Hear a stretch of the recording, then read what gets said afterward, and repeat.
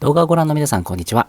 こちら羽田空港第3ターミナルからスタートです。今回の動画はシンガポール航空ビジネスクラスの様子のご紹介です。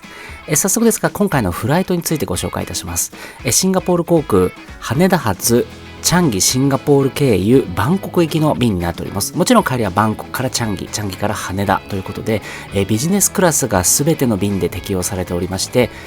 合計で21万8230円という金額になっています。この、飛行機は2024年5月に登場した分ですが、購入したのは23年8月と10ヶ月も前ですので、その当時行っていたシンガポール航空のキャンペーン割引ですねを利用しておりますので、安く買えたという風な格好になっております。ではチェックインを開始いたします。A カウンターにシンガポールエアラインズのカウンターがあります。自動チェックイン機もありますし、ウェブでの事前チェックインも私はしておりましたが、ビジネスクラスカウンターで荷物だけ預けてあっという間に終わりました。これ大体2時間前ぐらいの列ですので、ちょっと短いですね。保安検査も全然空いております。そして早速ですが、航空会社ラウンジへ向かいたいと思います。なんとラウンジは ANA のラウンジを利用することができるようになっており、こちらのスイートではなくて普通の ANA ラウンジの方の利用となります。でこちらの ANA ラウンジご覧の通りもうほぼ満席状態となっております。朝8時前ぐらいなんですけれども混んでるんですよね。でオーダーもですね QR コードができるんですが、ビュッフェ台の方にもありますので取りに行きます。こんなねたくさん乗った人のタグとかお酒の展示なんかもありながらもラウンジのビュッフェ台の方に向かっていきたいと思いますが、もうここの道すがらもですねもう行き交う人が本当に多くて、でかつスタッフの方も清掃とか料理を出したりとかってもうテキパキされてたのでがゆえにですね、もうこの狭い通路がもうぎゅうぎゅうという感じでした。なんとかですね目の前にスパークリングワインを見つけましたので、これを、注いでおります。JAL のラウンジもやっぱりですねビジネスクラス向けラウンジは朝は便も多いのでこんなような混雑だった記憶が確かにあります。最近ちょっとね桜ラウンジの方も行ってなかったので忘れてましたけれども、ANA のラウンジも大変盛況でした。でご飯はですねいろいろ取ってみたかったんですけど、この人で取れなかったので、もうちょっと目の前にあったこのバジルのパスタですね、これを一すくい、いただきまして、他にもねいろいろカレーとかもあったみたいですが、ここはもうちょっと飛ばさせてもらいまして、次に、目に入ったのがサンドイッチでしたので、もうこの2つで、もう終了となっております。本当にもう少しねいろいろ料理のメニューもありましたし、ちょっと今ちらっと映るこのカウンターなんかでは、お蕎麦とかラーメンとかも注文できるようなものもあるんですけれども、もうちょっと疲れちゃったのでここでも退散といたします。席に戻っていきたいと思います。でこの後ですね、このラウンジにシャワーがありますので、シャワーの予約を入り口の機械で行いました。もちろんさっきの QR コードからも予約ができます。で呼ばれましたので受付に行きました。機械からですね下にですねこの番号の紙が出てくるらしかったんですけど、それを取り忘れてですね受付の人にちょっと怒られちゃいました。ただ月使うかどうかわからないですけど気をつけたいと思います。シャワールームはこんな感じですね。JAL のシャワールームとほぼ一緒かなと思うんですけど、やっぱり ANA のコーポレートカラーのグレーとかブルーっていうのが反映されたシャワールームなのかなというふうには見ました。でアメニティもですねスリッパとか、歯ブラシとかタオルとかもありましたので、かなり充実したシャワールームかなとなっております。はい、ではシャワーも見まして搭乗ゲートまでやってきました。こちらが、搭乗する、シンガポール航空スターアライアンス塗装機ですね。機材としてはボーイング 777-300ER、 便名は SQ631 便です。搭乗ゲートカウンターの近くにも人が集まっておりまして、107番ゲートからの搭乗となります。ビジネスクラスですのでこのレーンから入っていきます。もう待ちもほとんどありません。で左側のビジネスクラスのレーンから進んでいきたいと思います。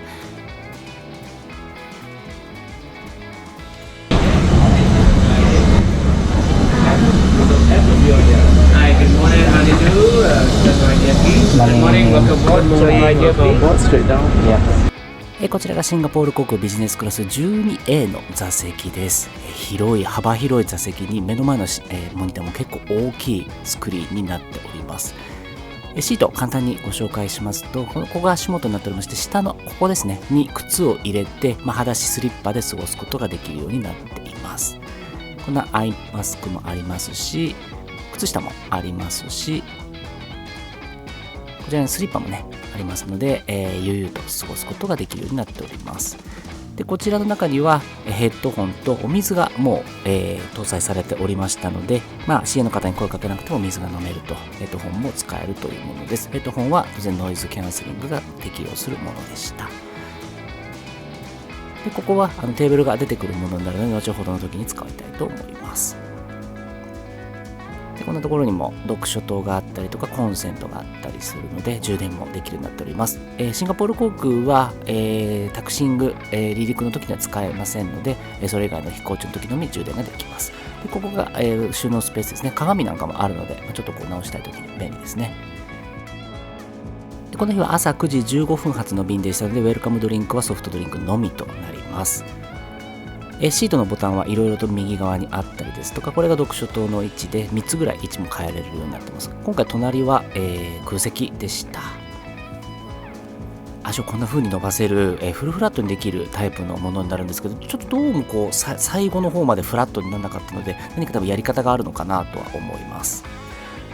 機材は間もなく出発となり、ほぼ定刻通りにプッシュバック開始をしております。この日は5月下旬、東京羽田空港は爽やかな晴れの気候です。とても気持ちのいい朝でした。そして、プッシュバックを続けておりまして、移動中になんと日本航空の機材との並走もありました。こんな近くにね機材を見るのもなかなか珍しい機会ですので、楽しく見ておりました。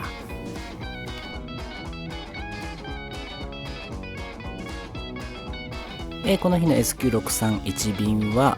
羽田空港 D 滑走路に向けて進んでおります。 D 滑走路は、一番遠いというか離れた小島のようなところからの滑走路になりまして、そこから南に向けて、離陸を開始いたします。ちょっとねここに05と書いてあるのが D 滑走路の05番になります。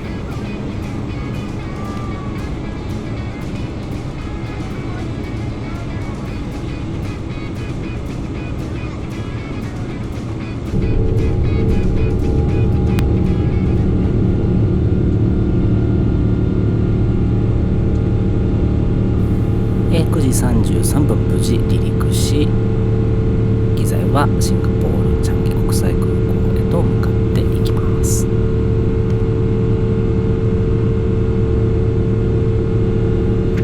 はい、では飛行機が離陸して数分しますと、飲み物が始まりました。パイパードシック2015、シンガポール風チキンサテがおつまみとして提供されます。でこちらの、除菌シートですねをもらっていただいてきます。さては、シンガポールとかマレーシアで有名な、焼き鳥ですね。ちょっとボロボロしちゃってますけど、かなりこのピーナッツソースがたくさんついておりますが、すごく濃厚で美味しかったです。でシャンパンもおかわりをお願いをいたしました。このパイパイルシックはこの後のビジネスクラスの瓶や、シンガポールのラウンジなんかでも提供されておりました。もうすっきりとして飲みやすいシャンパンですので、結構ごく多くいただいてしまいます。3杯目はシンガポールスリングを頼みました。こちらもシンガポールならではのカクテルです。でこの後ですね、一時中座しまして、お昼ご飯の時間頃に機内食のメニューが再開となりました。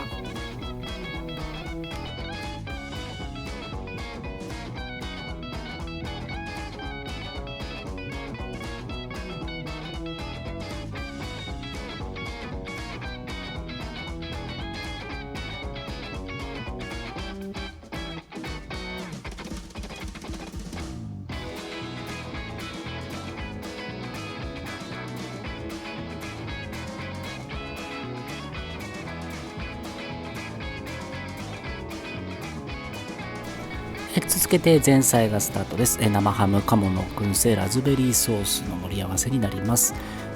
白ワインをもらっております。こういったねコースがちゃんと食べれるのもやはりシンガポール航空ビジネスクラスならではかなと思います。でパンですね。これはカゴに入ったパンから好きなものを選べるようなスタイルになっています。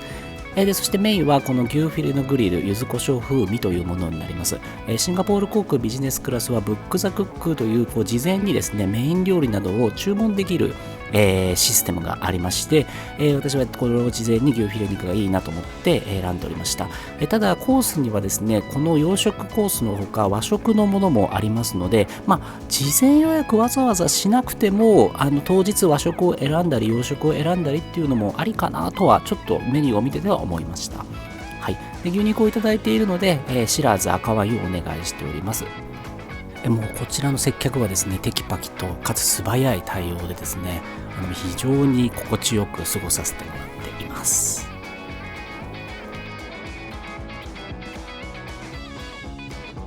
ラウンジで十分に食事取れなくても機内でたっぷり食べられますから、このような格好で楽しめればいいなと思います。では食後に紅茶をいただきまして、抹茶アイスクリームをもらいました。ソフトドリンクの種類もかなり豊富ですので、もう飽きずに食べ進めることができます。飛行機は、だいぶ進んできておりまして、今ダナンのあたり、ベトナムのあたりを通過しております。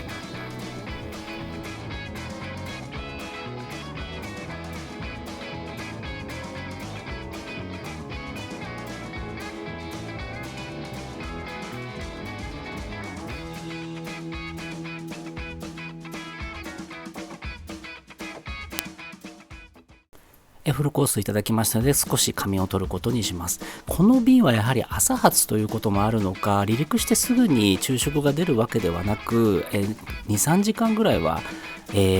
おつまみの後は出てきませんでしたので、先に寝ちゃうっていうのも手かなと思います。そんな仮眠を取っておりましたら、もうシンガポールは目の前に見えてきました。ジョホールバル、シンガポールあたりが見えてくるともう間もなくというところですね。クアラルンプールも近くに通過しております。シンガポール着陸は現地時間の午後3時10分頃となります。日本を出発して約7時間ぐらいが経過したところになります。行きは約7時間、帰りは8時間ぐらいのシンガポールの距離になっておりますので、近くもなく遠くもなくというところですが、やはりこれぐらいの距離感になってくると、このビジネスクラスはかなり楽で楽しく過ごすことができるようになっております。おいおいの動画でもご紹介しますが、たまたま乗ったこの便のこのビジネスクラスの座席は横幅が非常に広く、ほぼファーストクラス並みでしたので、かなり快適に過ごすことができました。それではシンガポールチャンギ国際空港へ着陸です。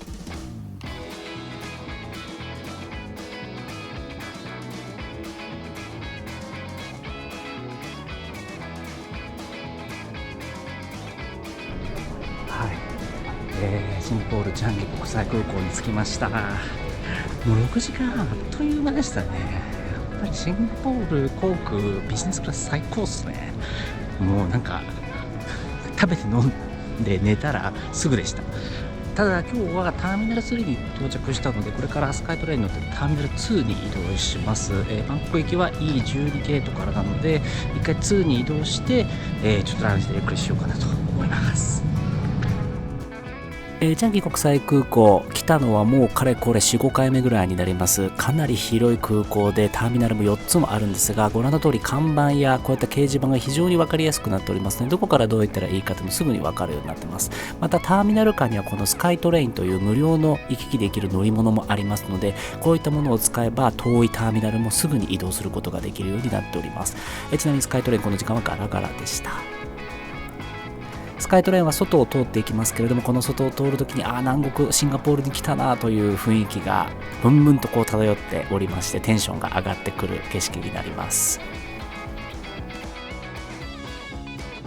搭乗ゲートやラウンジなどもこの標識に従っていけばすぐになります。まずは、チャンギ国際空港のシンガポール航空のラウンジに寄りたいと思っておりましたので、このラウンジの標識を目指していきます。ラウンジの名前はシルバークリスラウンジです。標識に向かって進んでいきます。早速飲み物ですが、タイガー生ビールですとか、なんとシャンパンはテタンジェも置いてありました。フードバーにはこのミーソトっていうシンガポール風ラーメンだったりですとか、サラダ、果物、デザート、スイーツ類なんかもたくさん種類が置いてあります。で、天津ですとか炒め物、ホットミールなんかもたくさん用意されております。こっちにはね、ポテトとか唐揚げとかで、やっぱりシンガポールといえば TWG なので TWG の紅茶も種類相当たくさんありますね。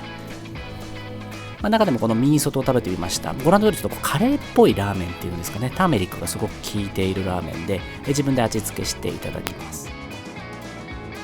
で、飲み物は、シャンパンテタンジェを持ってきました。美味しくいただきました。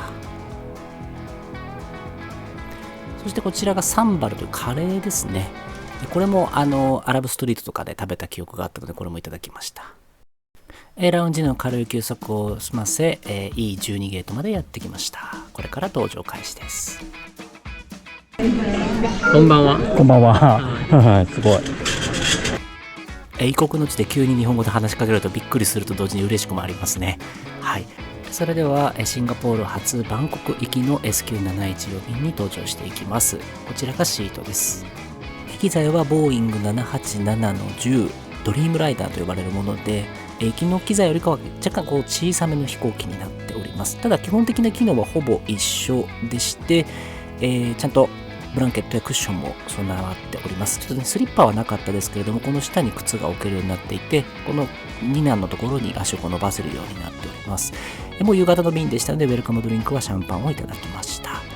もう早速ですけれども、ブランケットに車ってこんな感じで足が伸ばせるようになっております。モニターも十分な大きさがありますので、楽しく見ることができるようになっております。このシートの調節は右手にあるこのボタンを押します。ちょっとね、つきが悪かったですけども、このボタンを押して読書灯の調節などもできるようになっております。フルフラットですが、上を見上げるとこんな感じで、もう垂直に見ることができるようになっています。そしてシンガポール航空、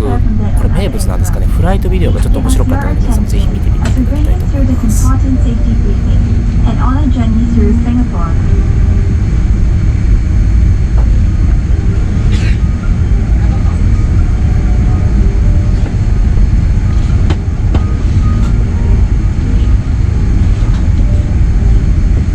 Takeoff and landing. Ensure that your tray table is stowed away. はい、これシンガポールのなんか観光案内ビデオかなと思って最初見てたんですけど、なんでこれセーフティービデオでして、今映像に出てるのは荷物を前の座席の下に置いてねとか上の棚にしまってねっていういつものあれがですね、ちょっとかなりおしゃれに表現されているビデオです。前編は YouTube とかの公式チャンネルにも載ってたので、興味ある方は見てみてください。私これ4レグ見たので十分覚えましたけれども、おしゃれすぎてなんかこう直感的にわかる人だけじゃないんだろうなという感じの感想でした。はい、それでは飛行機はバンコクに向けて離陸となります。現地時間で午後5時45分頃、チャンギ国際空港を離陸し、バンコクスワンナプーム国際空港へと向かってまいります。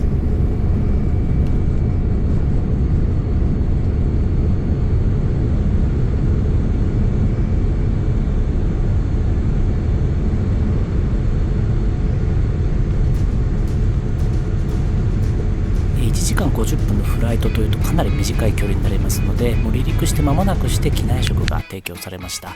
これもブックザクックでお願いしておいたチキンサテになりますと思ったんですが、肝サテ出たのでそんな重複することもなかったかなと思います。あとマンゴーケーキとサラダですね、これらが1セットになっております。相変わらずシャンパンもパイパイドシックが提供されておりましたので、それを飲んでおりました。そして大好きブラックティーをまたお願いしてまったりとしております。本当にあっという間でですね、もうご飯を食べ終わりますと徐々に、バンコクスワンナプーム空港に向けて着陸態勢に入っていきます。このバンコクへの乗り継ぎのアジア便から見るこの何とも言えないバンコクの景色というか、東南アジアの夕方の風景っていうのはとてももう大好きでですね、よくいつもこうやって風景撮影させてもらっちゃいます。そしてスワンナプーム国際空港には夕方の到着となりました。現地の時間で午後6時50分、まもなく夜7時となる、時刻になっております。はい、バンコク着きました。今ですね、荷物パッケージクレームのところで荷物を待ってるところです。入国審査はもうあっという間で、ビジネスクラスはなんかプライオリティとか行っていいよって言われて、プライオリティとかガラガラでですね、あっという間に終わってしまったので、こんな感じで荷物を待っております。これからホテルに移動するんですけれども、今日はトランジットだけなので空港の近くのホテルを取ったんですけど、今グラブを見たら200バーツぐらいだから、片道800円ぐらいタクシーかかっちゃうみたいで、ちょっとタイにしては高いかなと思うので、グラブで行くか、なんかそのホテルの送迎の人がいるみたいなことが口コミで書いてあったので、そっちが安いかちょっと確認した上で行ってみようかなと思います。はい、で結論ですね、空港のメータータクシーを利用することになりました。気になる料金は後ほど紹介します。そしてトランジットのホテルであるこちらザ・コテージスワンナプームホテルというところで青田で予約しまして1泊3800円ぐらいです。綺麗なプールも真ん中にあります。はい、ではバンコク着いたトランジット向けのホテルです。今タクシーに乗って77バーツで来て、空港代が50バーツで127バーツでここまで来ました。グラブで乗るよりかちょっと安いかなぐらいな感じですが、140バーツ渡してあとはチップにしてもらいました。すごく感じのいい、運転手さんでした。でここのホテルの部屋は約4000円ぐらいなんですけども、十分かなって感じですね。1泊泊まるにはね。水回りなんかは、シンプルイズベストって感じです。もう本当1泊泊まるには十分、トランジットにも十分すぎる、そして安いと思います。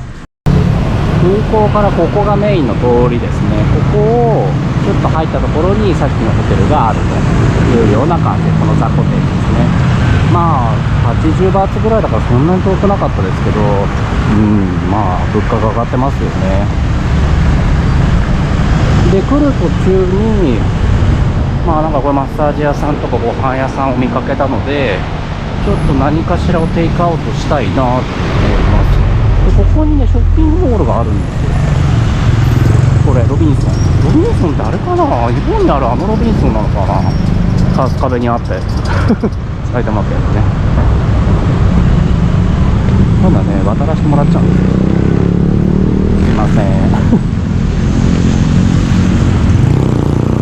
ここでちょっと中見てみたいと思います。マンゴーがいっぱいいる。この野犬たちはあのロビンソンなのかな。ここにもワンここは中ちょっと入ってみます。ロビンソンの中入ってきました。僕が大好きなカフェアマゾンがありますね。タイといえばタイのドトールみたいな、こ